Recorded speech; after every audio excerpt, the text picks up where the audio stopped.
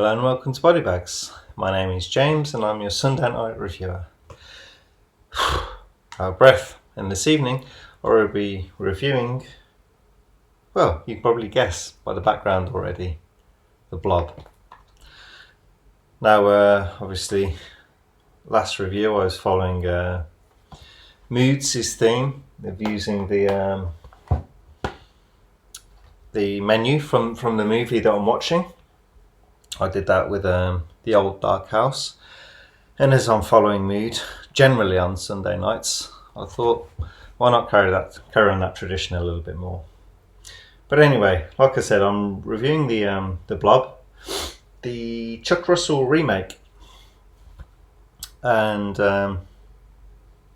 well, I think most people know what this one's about. It's a remake of the 1958 Steve McQueen classic. This is I think, was this 30 years after? Was this 1988? Yeah, 1988. So it's like a 30th anniversary kind of reimagining of the Blob.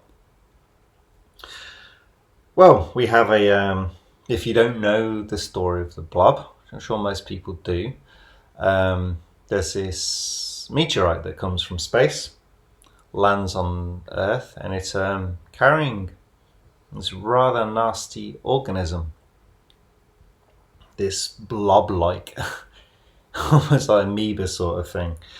And yeah, we have some unfortunate homeless guy who has the first encounter with this rather aggressive little alien beastie. And yeah, it jumps on his hand and proceeds to just slowly and gently eat away at his flesh. Well, we have a few antagonists. We have a few the main two people.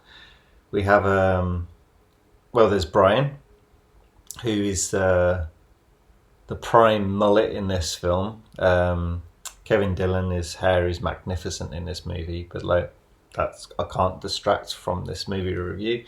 I could easily talk about his hair for this whole review, but I won't. So we'll jump across to Shawnee Smith. Don't see too much of her. She was in a couple of the Saw films. Yeah, she's the lead female. And then the other guy we have is, forget his name, Donovan Leitch Jr., who is Paul. He's kind of like the love interest of Meg, which is the Shawnee Smith. So there's a few bits and pieces happen. The three of them paths cross, and they meet when they accidentally, Paul and Meg run the old guy over who has this organism on his hand, the Blob. And yeah, they take him to hospital, and shit really starts to kick off there. Like the Blob is like eating the old guy and then starts to feed, so it gets bigger, and then how it attacks Paul is pretty cool. And then more and more stuff happens. We jump across the dino. I'm just jumping really quickly here. Just thinking there's some really cool deaths. There's the dino phone box death, which is like one of my favourite in the scene. But basically, like Kevin Dillon, the plumage mullet, he's a bit of a badass, like a bad boy. And Shawnee Smith, Meg is the kind of the prom queen, and it's them two kind of trying to figure out how to stay alive and figure out how to destroy this creature. Now, the military appear at some point, but they kind of know all about this, and we kind of sneakily find out this is kind of like a man-made sort of thing.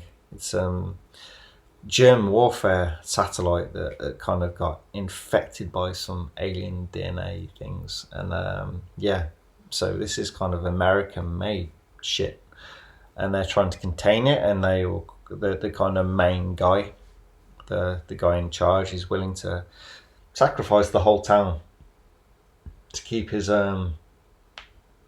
secret alive, and to yeah, basically a big cover-up.